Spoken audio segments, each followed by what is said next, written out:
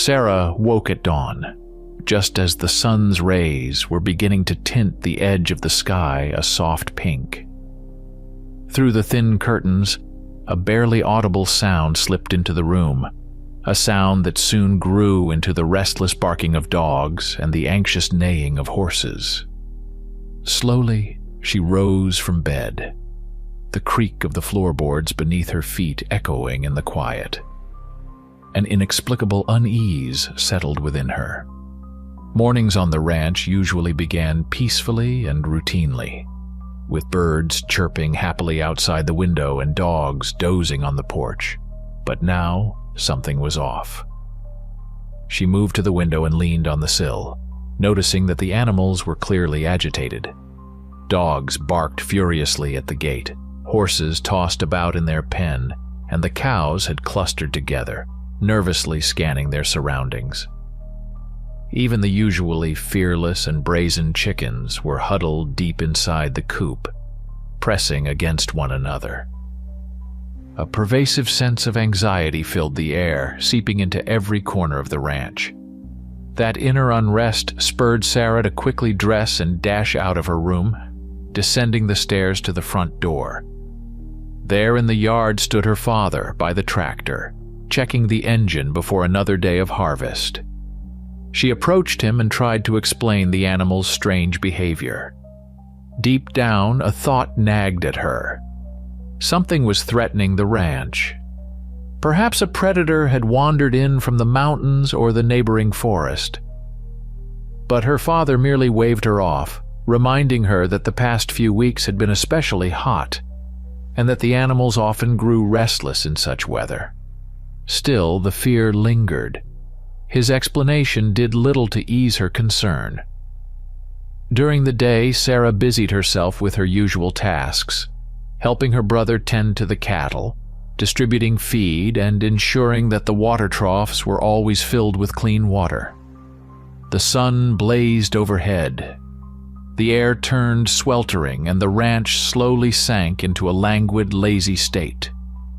Yet, even amid her routine work, she couldn't shake the feeling that something was amiss. The animals never quite settled. The dogs kept glancing toward the neighboring forest as though they sensed something sinister. By evening, she returned to the house. The family had gathered for dinner, filling the kitchen with the clatter of dishes and the inviting aroma of home-cooked food. Her attention was drawn to the new worker, Jake, who had recently been hired as an assistant.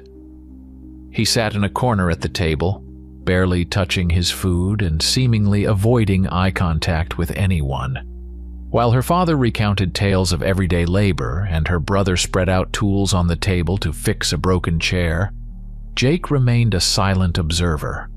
His hands fidgeted nervously with a fork, and Sarah couldn't help but notice that he hardly ate at all, simply sitting there with his lips tightly pressed together. As dusk settled, the air cooled, and the house grew noticeably quieter. The exhausted family dispersed to their rooms, preparing for sleep. But Sarah couldn't shake the growing unease inside her, a creeping anxiety like a weed sprouting uncontrollably. Her thoughts kept returning to the unsettling sounds of the morning and the peculiar behavior of the animals. Adding to her worry was Jake's reticence and his mysterious background. She had overheard snippets suggesting that he'd arrived unexpectedly, offering his help for a modest fee while revealing very little about himself. Now those rumors resurfaced in her mind, intensifying an ominous premonition. A gentle breeze glided through the yard, stirring the wooden shutters and causing the moon to flicker behind a veil of clouds. Sarah sat on her windowsill, gazing out.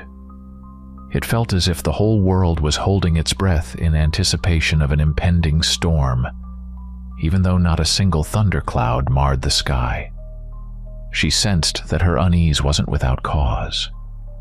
Memories of old tales, of large predators long unseen in these parts, drifted in her mind, while the horses, cows, and chickens seemed to warn in unison. Danger was near. Yet she didn't know how to convince her father to check beyond the well-lit yard. Deep within, a certainty was growing that the coming night would forever change life on the ranch. In the dead hours past midnight, when even the crickets in the tall grass had fallen silent and the world lay in a heavy slumber, Sarah tossed restlessly in her bed, as though she could sense unseen footsteps outside. Then suddenly a spine-chilling howl swept across the distant hills, shredding the night's silence into fragments.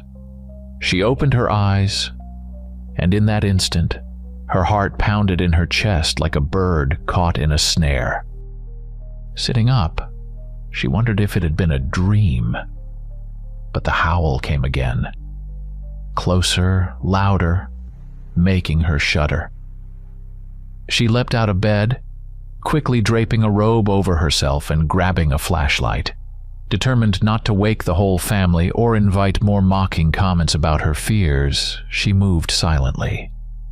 Yet something about that sound left no room for doubt. It was truly happening. Cautiously cracking open her bedroom door, Sarah stepped into the hallway and tiptoed down the stairs. The staircase creaked in protest under her light weight, and she paused midway, listening intently to ensure she hadn't disturbed anyone. Hearing only her father's steady breathing in the next room, she continued, and finally emerged onto the porch. The cool night air caressed her skin, while the sky, draped in thin clouds, allowed the moon to cast pale patches of mysterious light on the ground. Her eyes gradually adjusted to the darkness as she carefully stepped onto the wooden steps, the floor creaking beneath her. Then she heard that same eerie howl again, this time echoing from near the forest's edge. Her heart pounded so hard it seemed to vibrate through her entire body. Squinting into the shadows, she noticed a figure near the far fence. In the silvered moonlight, she strained her eyes until she recognized Jake. He stood clutching the fence, staring into the dark trees, his silhouette tense, as though he were waiting for a signal or answer from deep within the woods. A sharp surge of fear, mingled with burning curiosity, flared within her. It astonished her that Jake was out here at such a late hour, seemingly intently listening to that dreadful howl. Quietly, she took a few steps forward, trying not to draw attention, but a board beneath her foot betrayed her with a crunch. In that instant, the figure by the fence jerked, and Jake quickly moved away as if he had been caught off guard. Frozen in place, Sarah dared not call out to him. She wasn't eager to spark a conversation. She recalled her father's disdain for needless worries, and an inner voice insisted that Jake was hiding something. An elusive anxiety seemed to seep from him. When he headed toward the barn, Sarah decided to follow, carefully angling her flashlight's beam so as not to reveal her presence. She trailed him, ducking behind stacks of boards and the shadow of the tractor. Approaching the barn, she noticed its door was slightly ajar, with a faint light from a kerosene lamp flickering within. At a glance, she thought she saw fleeting figures, but the twilight merged with dense darkness, obscuring Jake's actions. A wave of panic surged through her. Everything felt like part of someone else's nightmare, one into which she had intruded uninvited. Moments later, the light died, plunging the barn into complete darkness. Sarah took another cautious step forward, but no footsteps or voices reached her ears. The silence was almost oppressive. She hesitated, uncertain whether to enter or retreat back to the house. In the end, fear triumphed over curiosity, and the premonition of danger twisted a painful knot in her chest. She backed away, realizing she wasn't ready to confront whatever lay within.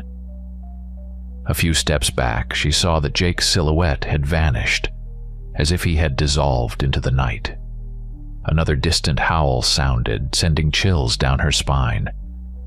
The entire world around her exuded a primal terror. It was clear that the ranch's normalcy was over. Something sinister and unfathomable now reigned here. Hastening back to the house, she kept glancing over her shoulder, fearing that someone might be following her from the darkness. Back in her room, Sarah lay awake for what felt like an eternity, acutely aware that her life was about to change in the most terrible way. The morning broke unusually clear and cool, as if nature had decided to wash away the night's haunting visage. Sarah rose early, hoping that the familiar routines of work might dispel her anxious thoughts. Yet the fear that had embedded itself in her consciousness lingered, infusing every movement with a nervous tremor. During breakfast, her eyes kept drifting to the empty spot at the table where Jake usually sat. No one commented on his absence, but deep down, she knew she wasn't the only one who had noticed. After finishing her tasks in the kitchen, she ventured into the yard, where Old Tom, one of the ranch's most devoted workers, was already laboring. Having toiled for years, Tom was always friendly and calm. Sarah approached him, hoping to learn something about Jake without confronting her father directly. Reluctantly, Tom revealed scant details. Jake had arrived only a couple of weeks ago, without much in the way of possessions or money, claiming he was looking for extra work. The owner, Sarah's father, had agreed, noting the shortage of hands on the ranch. But when she mentioned the nighttime incident, Tom merely shrugged, as if he either couldn't or wouldn't grasp the hidden threat.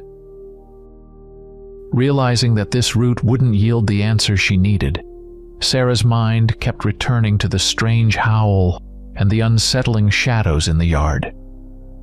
It seemed to her that Jake knew far more than he was letting on, and the more she thought about it, the stronger grew her desire to uncover what he was hiding. She remembered where he slept, in a small shed that served as temporary lodging for itinerant workers. Once she was sure that her father and Tom were occupied repairing the fence, Sarah decided to sneak into the shed.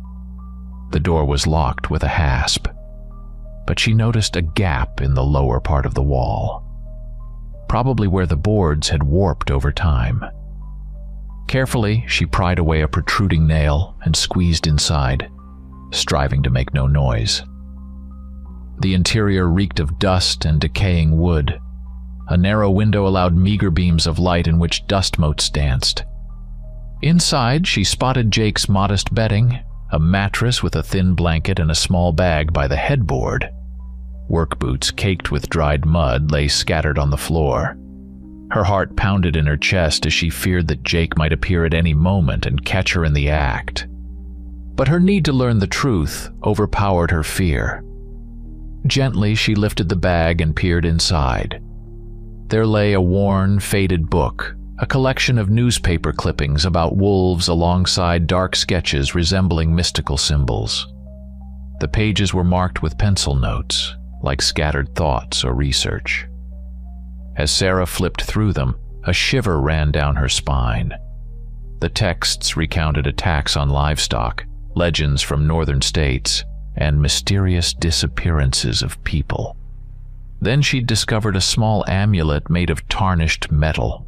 In its center was an engraved crescent, with scratches along the edges, as if someone had tried to pry it open. In that moment, ancient superstitions about werewolves that she'd heard as a child flashed through her mind. Tales that silver or special amulets could hold back a cursed creature that lost its human form during the full moon. The idea seemed absurd, yet the eerie howl, Jake's transformed appearance, and the strange behavior of the animals sent shivers of terror through her heart. Quietly, Sarah slipped out of the shed just as silently as she had entered. The crescent amulet and the scraps of wolf articles lingered in her thoughts. Once again, she felt as if she were at the center of an unknown threat. Outside, the sun now stood high, but its light appeared grim, as if dimmed before the impending calamity. Clutching the book of clippings tightly, her hands trembling, she headed back to the house. She could hardly believe that something so horrifying could exist in real life, yet the evidence she'd uncovered told a different story. What had begun with a single eerie howl was now festooned with increasingly gruesome details. It seemed that this was only the beginning of a long chain of events leading to inevitable catastrophe. Twilight slowly descended upon the ranch, painting the sky in hues of scarlet and purple. The air grew cooler, and with it came an inexplicable shiver. Lying in bed, Sarah gazed out the window at a nearly full moon rising over the distant hills. She knew that only a few hours remained until the full moon, and with each passing minute her tension mounted. Her mind swirled with thoughts of the book, the amulet, and those mysterious articles. Everything pointed to Jake being entangled with something supernatural, and that the full extent of this connection was about to be revealed. When the moon climbed high, the house became enveloped in half-light. Sarah's family had long since fallen asleep, believing the night would pass without incident. But she could not bring herself to close her eyes. Instead, she got up, draped a jacket over her shoulders, and felt an ominous premonition that something terrible was about to occur. Something she needed to be ready to witness, no matter how horrifying the truth might be. Silently, she left her room and crept downstairs, careful not to disturb her father or brother. Outside, an eerie silence reigned in the yard, as if nature itself were holding its breath in anticipation of something powerful and dreadful. She headed toward the shed where Jake once slept, only to find the door ajar and the interior empty. Unsure of where to go next, she glanced toward the forest. Moonlight silvered the distant treetops, and she caught sight of a solitary figure moving among the trees. Gathering her courage, Sarah followed at a safe distance. The forest beckoned with somber sounds, as if shadows of unknown creatures were roaming its depths. When she reached an open glade overgrown with ferns, she saw Jake kneeling by a fallen tree. His chest heaved in labored breaths, and his body twisted in unnatural poses, as if he were locked in battle with an unseen force tormenting him. Terror gripped her heart. What she witnessed was nothing short of a horrifying metamorphosis. In the dim light of the moon, Sarah could see his muscles tensing and bulging, his face contorting into bestial features, his clothes ripped at the seams, hanging in tatters, his spine arched, giving way to elongated limbs tipped with claws, and a pained roar burst from his throat. She could hardly believe her eyes. The legend of werewolves, once dismissed as mere myth, was unfolding before her very eyes. The burning eyes of the creature into which Jake was transforming glowed with an animalistic fury, revealing only one insatiable desire, a ravenous hunger for the hunt and blood. Unable to stifle a desperate scream at the sight of this nightmarish transformation, Sarah fled, realizing that she couldn't save Jake, or perhaps even herself if she stayed. Her legs caught on tangled roots, and branches whipped against her face, tearing at her skin. She raced through the undergrowth, her body pressed low with every beastly roar echoing behind her. It seemed as if the werewolf could pounce on her at any moment. Then at one point, the sound faded, as though the creature had dashed off in the opposite direction. Emerging from the forest, Sarah spotted the dim lights of the house, a beacon of refuge. Though her legs felt numb and her clothes were torn and caked with mud, sheer terror drove her onward. She sprinted across the yard, burst through the door, and slammed it shut behind her, glancing anxiously over her shoulder. Her breathing came in harsh, ragged gasps, as panic seized her. Now she knew the truth about Jake and the beast hidden beneath his human guise. And that truth only deepened her horror. The full moon night was upon them, and no one could predict how far the monster's bloodthirst would drive it. Barely catching her breath after her frantic escape from the forest, Sarah found that the house, once a secure haven, now offered only a fragile relief. Every muscle trembled, and for a fleeting moment she wondered if it had all been a terrible dream. Yet the scratches on her hands and knees and the echo of her own scream proved otherwise. Her father and brother awoke, drawn by the crashing door and her labored breathing. She tried to explain that a monster had come to the ranch and that they were facing mortal danger. Realizing the gravity of his daughter's fears, her father no longer brushed them off but rushed to the window to assess the situation. Her brother, pale and confused, followed suit. But their skepticism evaporated as the house shuddered with a violent impact. Glass shattered into countless fragments, scattering across the floor, and a terrifying animalistic roar burst into the room, mingled with the sounds of ripping fabric and splintering wood. At the doorway stood a massive, wolf-like creature, a werewolf in which Sarah unmistakably recognized Jake's features. The beast growled, its ears pinned back while thick fur rippled along its neck. Its burning amber eyes scanned the room for prey, and nothing seemed capable of quelling its fury. In a heartbeat, it charged inside with such force that fragments of the doorframe and curtains flew through the air. Her father seized an axe propped against the wall, while her brother frantically searched for any weapon, eventually grabbing a heavy poker and brandishing it desperately. Sarah dashed toward the nearest table, using it to block the passage to the staircase leading to the second floor. Trembling with panic, she knew they had to act quickly. If the werewolf broke in, it would destroy everything they held dear. But the beast wasted no time. It leaped forward, and in the dim lamplight its large fangs glinted in its snarl. With powerful paws, it struck the axe from her father's hands.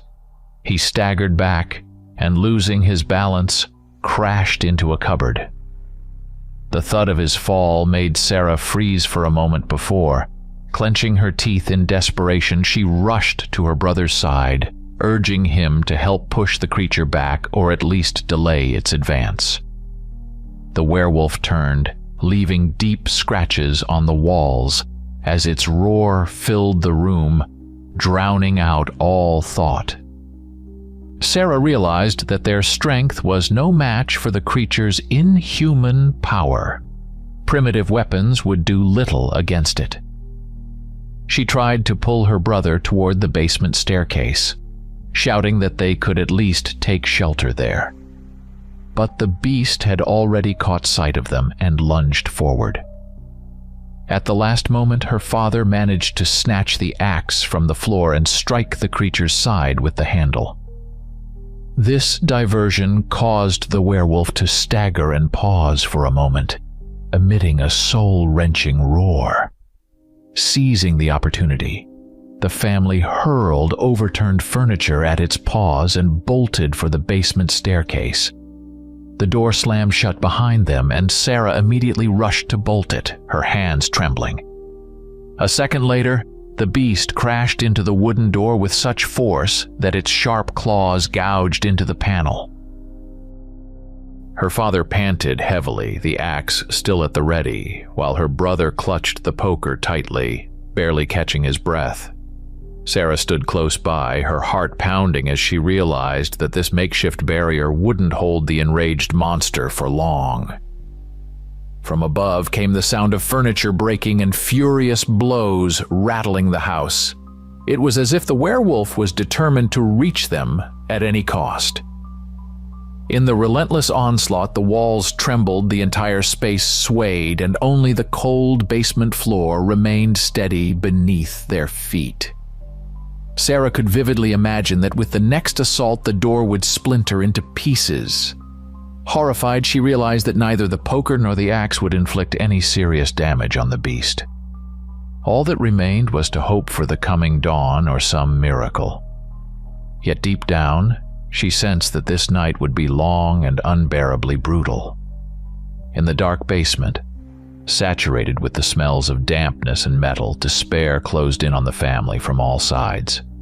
The werewolf howled ferociously and battered at the basement door, filling the air with the stench of mildew and fear.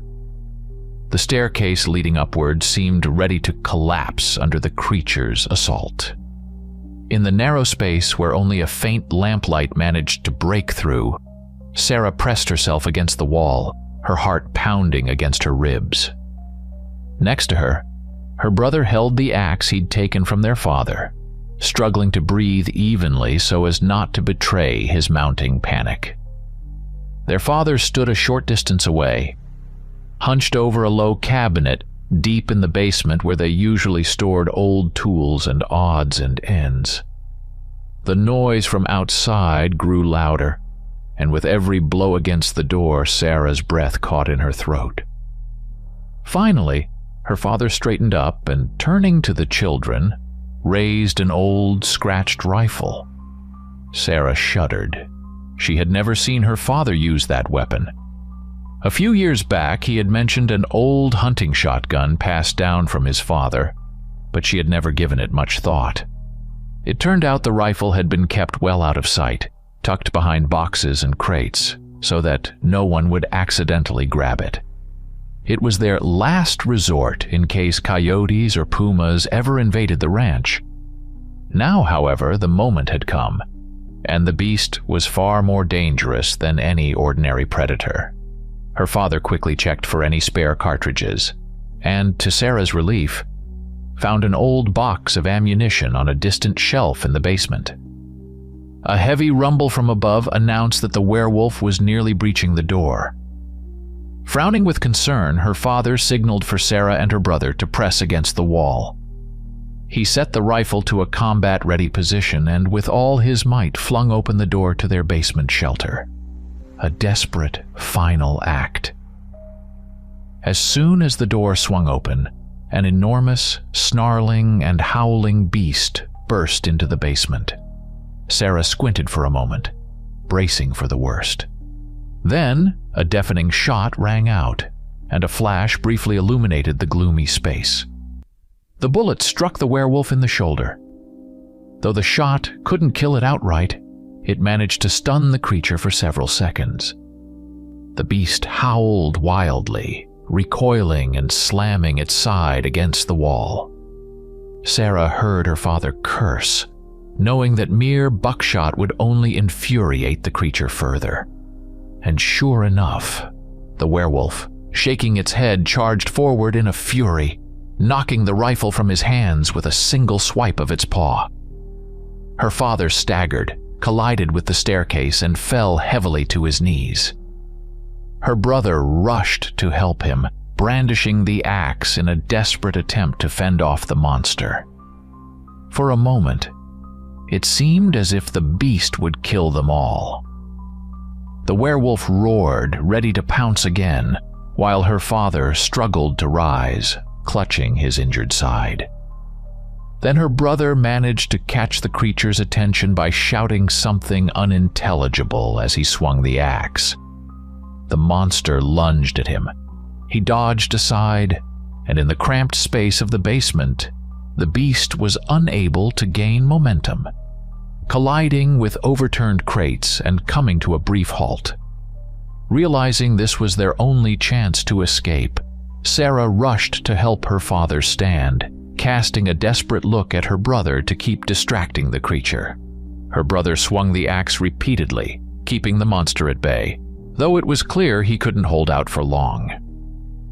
The werewolf advanced with ever-increasing fury, each blow etching deep gouges into the stone floor and walls. At last, her brother made a risky dash for the stairs, and the three of them bolted upward, escaping the ill-fated basement. Once in the living room, the family felt a fleeting relief. They now had a bit more room to maneuver. but staying in the house was suicide. The werewolf still roared at the basement exit, and it was only a matter of seconds before it would break free. Her brother recalled the barn and signaled to Sarah that they had to run there. Clutching his injured shoulder, their father nodded, understanding that until he recovered, he could do little more than keep pace.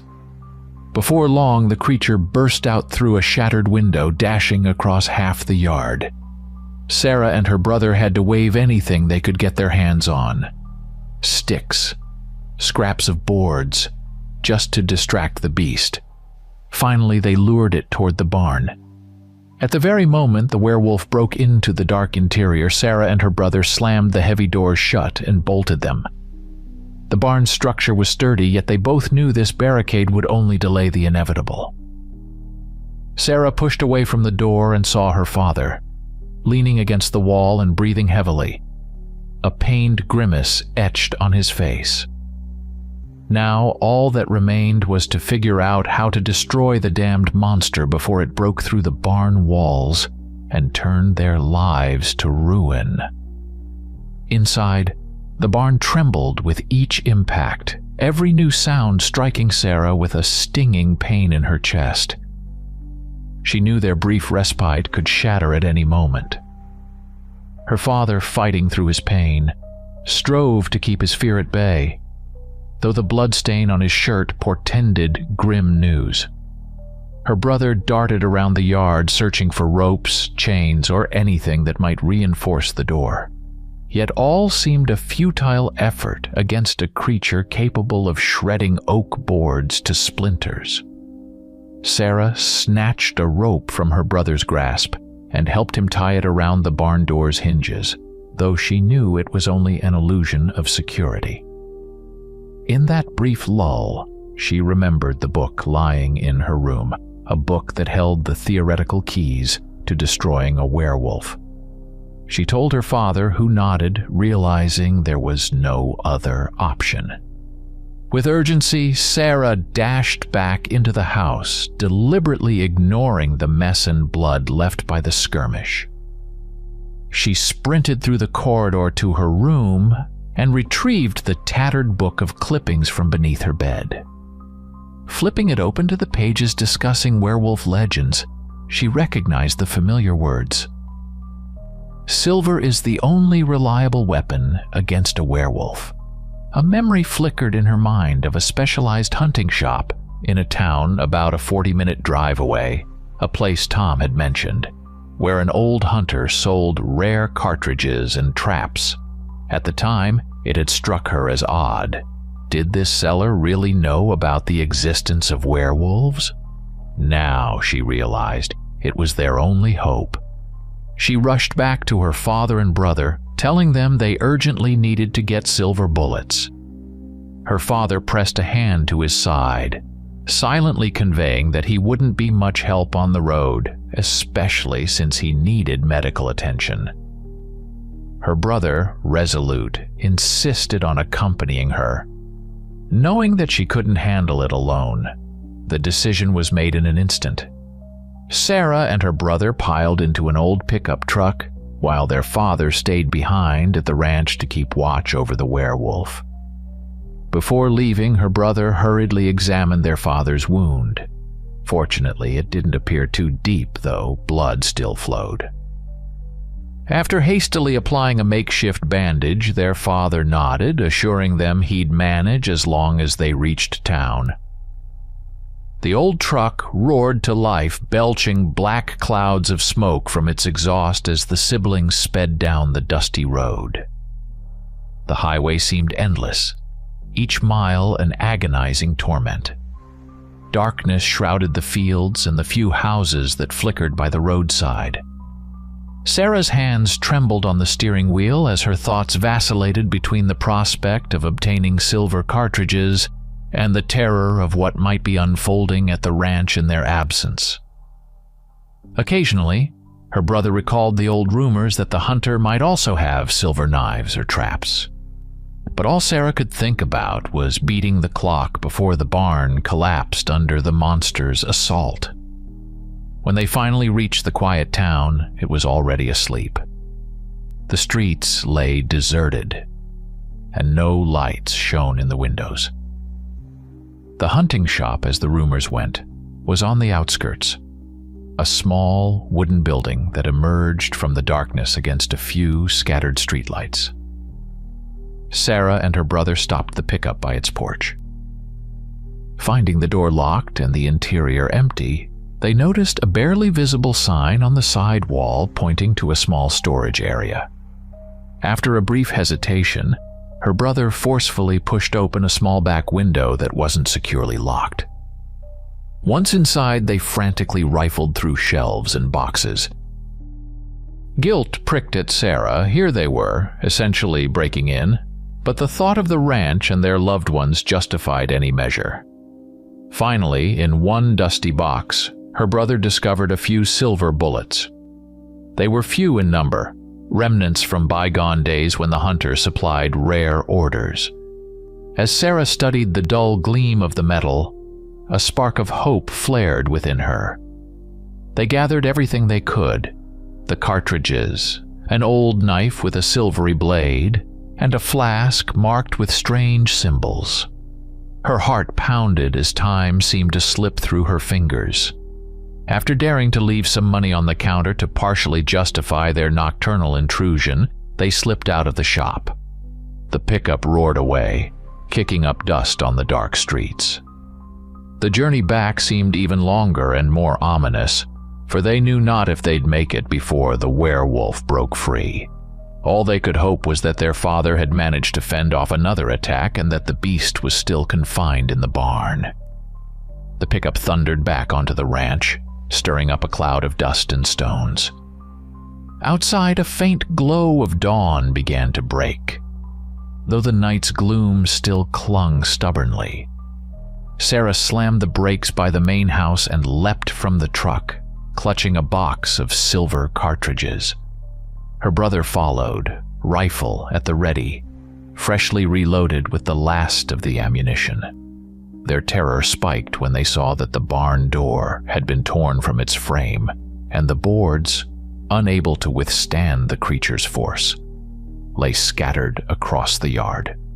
Now the sound of the werewolf's roar came from the house. There on the porch lay their father unconscious. Everywhere signs of a fierce struggle were evident. Overturned feed containers, torn netting, broken tools. Sarah rushed to her father, noticing blood on his hands and shoulders. Her brother helped examine his wounds, desperate to know if he was still alive.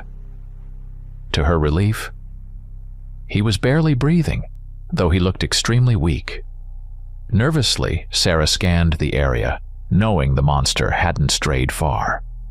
Then, suddenly, a roar sounded from the side, and a huge, dark form flashed by the fence. The werewolf lunged at them, swift as a shadow, knocking her brother to the ground. Its claws scraped his clothing, nearly reaching his flesh. Sarah held her breath as she saw him unable to rise, and realized that everything now depended on her. Raising the rifle, her hands trembled so violently that her first shot went astray, merely stirring a small cloud of dust near the shed. The werewolf turned toward her, emitting a low, warning growl. Its eyes burned with fury and its fangs were smeared with another's blood. There was no time for a second miss. Frantically, she reloaded the rifle and raised it once more, the despair in her heart growing with every beat. The beast seemed to sense her weakness, crouching on all fours as it prepared for a decisive leap. In that critical moment, something inside her snapped, a surge of desperate bravery replaced by a cold, steely determination. She knew. Either she stopped the creature now or they'd all perish. Memories of shooting bottles, a pastime she once practiced for fun, raced through her mind. She focused, steadied her breathing, and for a moment imagined that the monster before her was nothing more than a lifeless target. Exhaling slowly, she squeezed the trigger. The deafening crack of the shot shattered the early morning silence. The bullet, gleaming in the half-light, struck directly into the creature's chest. Simultaneously, the werewolf howled so fiercely that Sarah's ears rang. It staggered, took several convulsive steps toward her, then collapsed to its knees, its paws digging into the earth as its claws scraped the clay, as if struggling with its last vestiges of strength to remain among the living. Before her eyes, the beastly form began to melt away. The fur thinned, the bones resumed human contours, and the roar gradually faded into a hoarse whisper. Lying on the cracked ground before Sarah was Jake, the same withdrawn young man with an empty gaze, only now his eyes brimmed with indescribable suffering. Lowering the rifle, she couldn't tear her eyes away from the agonizing sight. Jake convulsively exhaled, his lips parting as if to speak, but only a strangled moan emerged. Moments later, his body went limp and he fell silent, the last spark of life extinguished. Her brother managed to rise with great difficulty, limping as he looked at Sarah with a mixture of shock and relief. Their father remained unconscious on the porch, but his quiet breathing indicated he was still alive. Sarah sank to her knees beside Jake, the bittersweet victory marred by the sight of what he had become and what had befallen him. A lump formed in her throat. He had been their enemy, yet also a victim of a terrible curse. In the light of the approaching dawn, Sarah realized how fragile the balance between life and death truly was, and that sometimes the monster within a person is stronger than any semblance of humanity. The first thing that struck her upon regaining consciousness after the final confrontation was how quickly the night's darkness had dissipated over the ranch. A new morning was dawning, cold and windy, as if the entire world were attempting to erase the recent nightmare. Their father lay unmoving on the porch, shuddering with pain, while her brother, clutching his bloodied hands, hurried to stem the bleeding. It felt as though time itself had slowed. People, animals, fields, and the house all lay silent, frozen in anticipation. Before long, her brother decided to take their father for help. The situation was critical, with his pulse weak and his gaze cloudy and incoherent. Sarah knew that a long journey to the nearest town lay ahead and that they needed a doctor immediately. She helped her brother carry their father to the car. The vehicle disappeared around a bend, leaving her alone beneath the gusts of the morning wind. Still in disbelief that the danger had passed, she wandered the yard, surveying the wreckage of the shattered barn and the torn fence.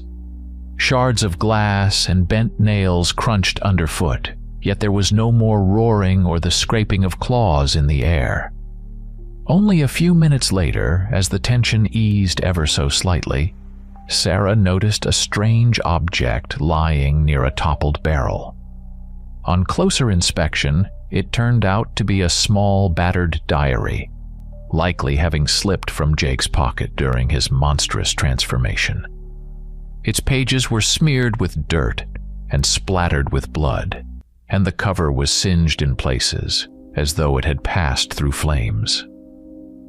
Struggling to maintain her composure, she picked up the diary. Flipping through its pages, she read disjointed entries about a terrible curse, agonizing metamorphoses, and the search for deliverance.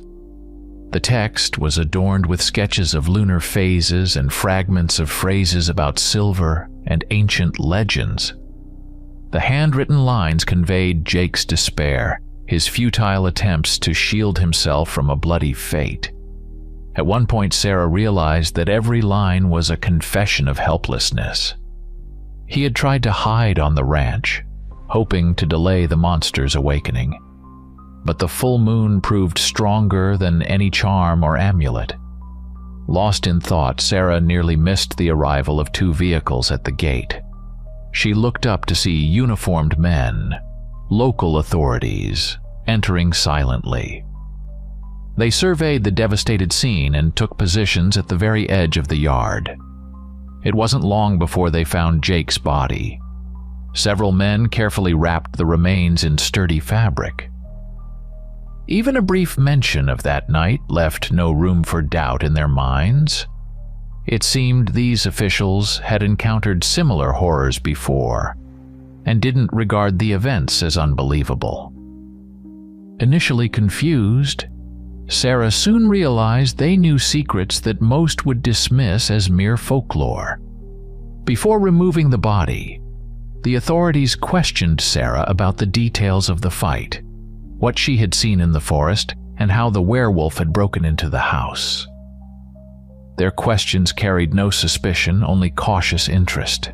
She recounted the nocturnal howl, Jake's convulsive transformation, the frantic battle in the basement, and her desperate shot. They listened intently, occasionally scribbling notes, and no one dared contradict or doubt her account. Once the formalities were over, the men loaded Jake's body onto a stretcher and carried it to their vehicle. With engines roaring to life, the cars sped away, leaving only faint tire marks on the dry ground. Sarah remained standing beside the charred boards, the diary clutched in her hands. A gust of wind flipped a page, revealing an entry about the fear of the approaching dawn, a fear born of the realization of one's deeds. A thought flashed through her. This truth was too horrifying to be a source of pride, and too real to ever forget. She understood that the life she once knew on the ranch was irretrievably gone, and all that remained was the hope that her father would recover, and her brother would return with good news. This was only the beginning of a nightmare that had shattered their former world. Story 2. Many years have passed since that autumn trip, but the memories still stir in me, a deep, almost unnameable excitement. I was 12 then, and my little brother Sam was only 8. We sat side by side in the back seat of our parents' car as they drove us to visit our grandparents, who lived deep in the Tennessee backcountry, far from any big city.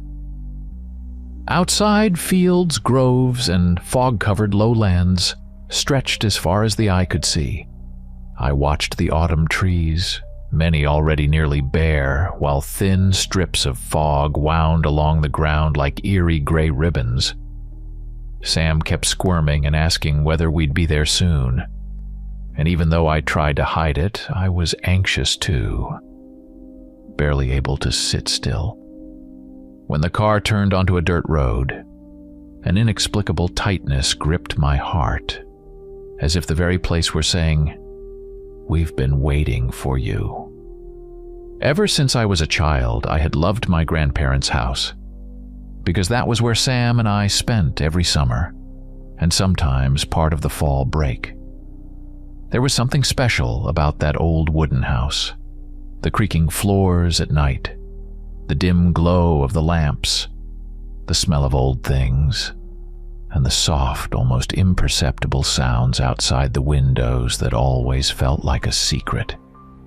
But as I grew older, I began to sense a certain tension within those walls, as if behind the traditions and the passage of time lay something that was never spoken about openly. When we pulled up to the house on the hill, Grandpa was already waiting for us. He had stepped onto the porch and waved a greeting. Grandma appeared shortly afterward, and when she saw us, her smile lit up her face, though a hint of worry flickered in her eyes. Perhaps I wouldn't have noticed it as a child, but now I understood. Grandma was troubled by something, while Sam, ever innocent, had no thought of searching for hidden meanings. He happily jumped out of the car and was the first to ask if Grandma had his favorite hot cocoa.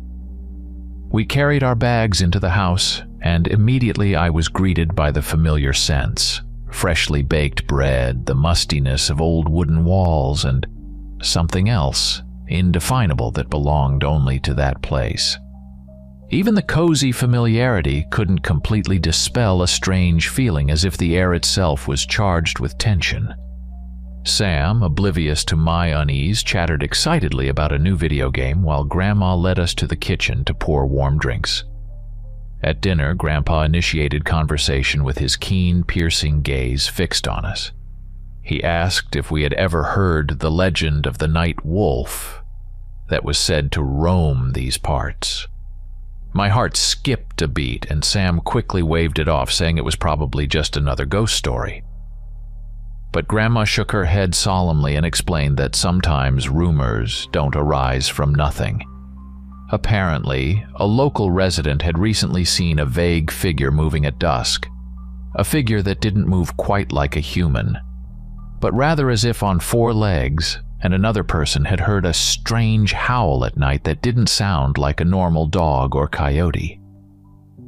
"Fog and the moon often play tricks on your imagination," Grandma added, trying to soften the tale. Yet the seed of worry had already been planted in my mind. Sam, it seemed, didn't give it much thought, but I noticed he began glancing at the windows as if expecting something horrifying to appear at any moment. When night finally fell completely, I stepped out onto the porch to catch some fresh air and calm myself a bit. Sam stayed in the living room, deep in conversation with Grandpa. In the darkness, an almost complete silence reigned, broken only by the rustling of the bare branches in the wind. In the distance, I saw clumps of fog drawing nearer to the forest, swirling as if they were living creatures. For a moment, it seemed to me that unseen eyes from within those gray clouds were watching me. I shuddered and hurried back inside, trying not to succumb to fear. That night, I tossed and turned for a long time, unable to sleep, my mind replaying the story of the night wolf. Those legends both frightened and captivated a child's imagination. Although Sam had long since fallen asleep beside me, I could hear him startle in his dreams from time to time. Perhaps he too was seeing things, even though he pretended not to believe in such tales. And just before dawn, I thought I heard a faint creak, as if someone had walked past the wall of the house. But I never mustered the courage to get up. Curiosity and fear battled within me, and fear won. Morning came, gray and damp. We were roused by a branch tapping on the window, and outside, a light rain had already begun. Grandma suggested we stay indoors, but Grandpa, as always, decided that a change of pace would do us all good. And he floated the idea of having a bonfire in the yard that evening when the weather cleared. He insisted that it was the best way to prove that night terrors were nothing more than a play of shadows, especially when looking at the forest by firelight. Sam immediately cheered at the prospect. He loved any event that involved a fire. And I, though still uncertain, thought that perhaps it might distract us from our gloomy thoughts. We spent the day with little chores, helping Grandpa with the farm work and Grandma with the baking. At one point, Sam even tried to pull me outside in search of adventures, but the cold rain quickly sent us back inside. Later in the evening, as the sky indeed began to clear, Grandpa and I built a bonfire behind the house in a small stone pit. Grandma brought out a plate of cookies and a thermos of tea. We sat on makeshift wooden benches, and the fire flared brightly, casting dancing shadows on the ground. At first we talked about ordinary things, school, local news, and plans for upcoming holidays. Sam animatedly told stories about his friends, and I mentioned that I was considering joining a basketball league. But the subject of the night wolf hung in the air, and soon enough, Grandpa himself steered the conversation back to the old legend. He recalled how his own father had once heard a tale about a creature that was part man, part cursed wolf. Every full moon, it would go out hunting. No one knew what drove the creature. Was it a thirst for blood, revenge, or something else entirely?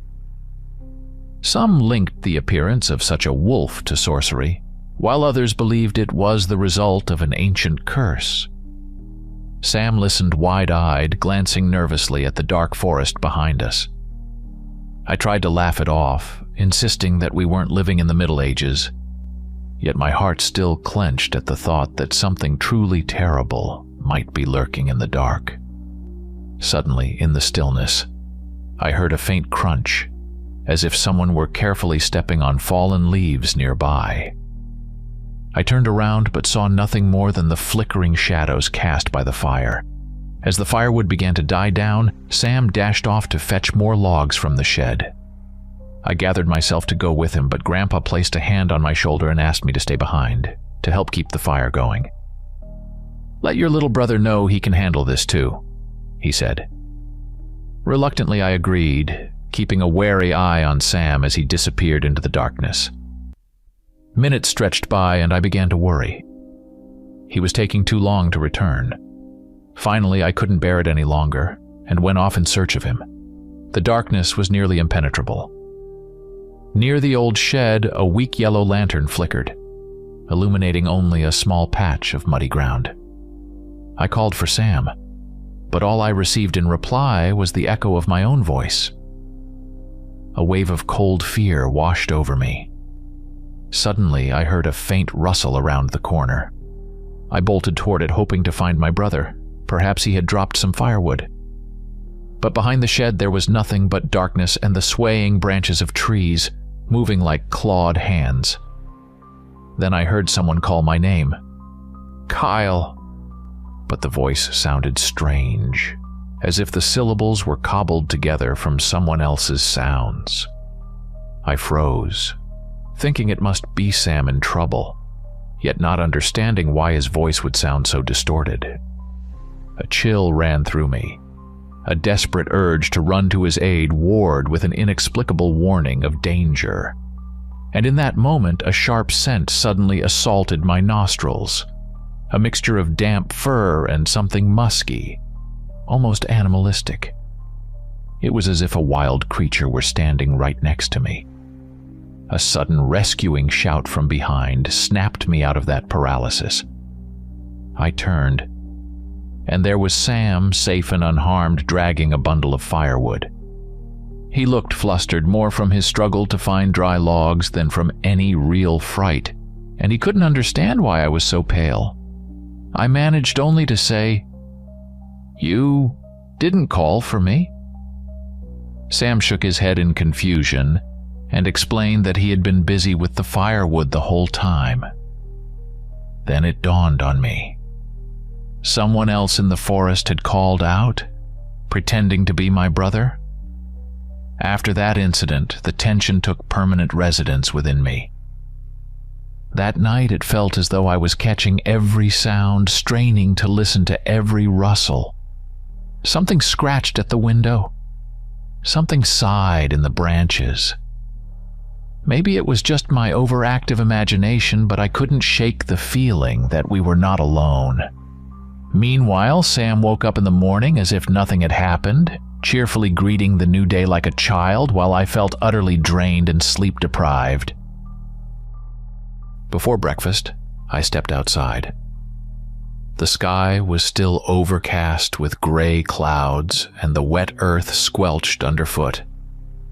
I wandered a little away from the house and suddenly noticed strange tracks. They resembled the prints of bare feet, yet larger than normal and with deep claw marks on the toes. The tracks led straight into the forest. I don't know why, but I found myself following them. Perhaps it was a conflict between a child's curiosity to solve a mystery and the fear that pushed me to see what lay hidden in the shadows of the trees. I cautiously made my way through low bushes, trying not to make any unnecessary noise. The air was heavy with the smell of decaying leaves and dampness, and somewhere in the background, that sharp musky odor reappeared. Suddenly, amidst the trees, I caught a glimpse of movement. It seemed as though a figure, a hunched dark shape, had slipped by, moving too fluidly to be human. My heart nearly jumped out of my chest as I stumbled back toward the house, too terrified even to take another breath. When I finally looked up, the figure had vanished. When I returned, I found Grandpa and Sam preparing to head to the local fair.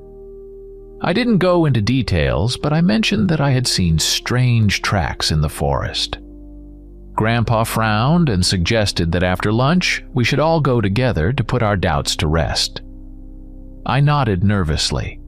Inside, I wrestled with a desire to uncover the truth and a panicky fear of the unknown. Then, when the clouds had dispersed just a little, the three of us ventured into the forest. The fog began to thicken in the lowlands, and crows cawed overhead in a way that sent shivers down my spine. The deeper we went, the more I noticed the prints of those very same paws, huge, with deep scratches. Some of the tracks oddly transitioned into something resembling human footprints, and that made my blood run cold. Suddenly we heard a low, muffled growl, as if someone or something was warning us not to proceed further. We stopped when Grandpa pointed out that the ground was literally scarred by enormous claws. At that very moment, something emerged slowly from behind a thick tree trunk. At first, I thought it was a person in a long coat, but upon closer inspection, I realized its movements were unnaturally smooth and flexible, like those of an animal. The moon, which had now peeked out from behind the clouds, illuminated its silhouette, and I saw a pair of yellow eyes staring straight at us. In that instant, Sam grabbed Grandpa's hand, and a cold dread filled me. The creature emitted a raspy sound, as if it were trying to speak, but all that came out was a beastly growl. I even thought I heard a distorted, guttural version of my name. Kyle. My knees buckled and I couldn't move, frozen, staring into those yellow eyes. Then, in the blink of an eye, the creature bolted deeper into the forest and vanished among the trees, so quickly that only its fleeting shadow remained. We stood there, unable to believe what we had just seen. We returned to the house at dusk, silently, and avoiding each other's gaze. Grandma, upon seeing our faces, immediately understood that something serious had happened, but Grandpa simply dismissed it, saying that we had gotten lost and taken longer than usual. A heavy, tense silence fell over the house. I noticed that Sam clutched onto the sleeve of Grandpa's jacket even in the living room, and Grandpa himself looked pensive and agitated. The next morning, early as I stepped onto the porch, the first thing I saw was a huge set of tracks leading right to the doorstep, as if the creature had come to the house and then gone back into the forest. These prints were even more distinct now. Deep impressions, a wide sole, and at the tips, claws embedded in the soft earth. I knelt down to examine them more closely, and a shiver ran down my spine. Nothing like this I'd ever seen before.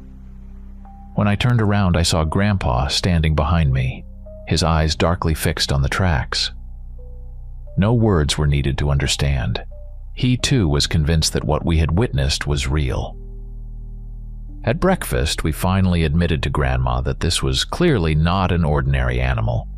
Grandma paled and made the sign of the cross, while Sam sat with clenched fists, looking at the table guiltily.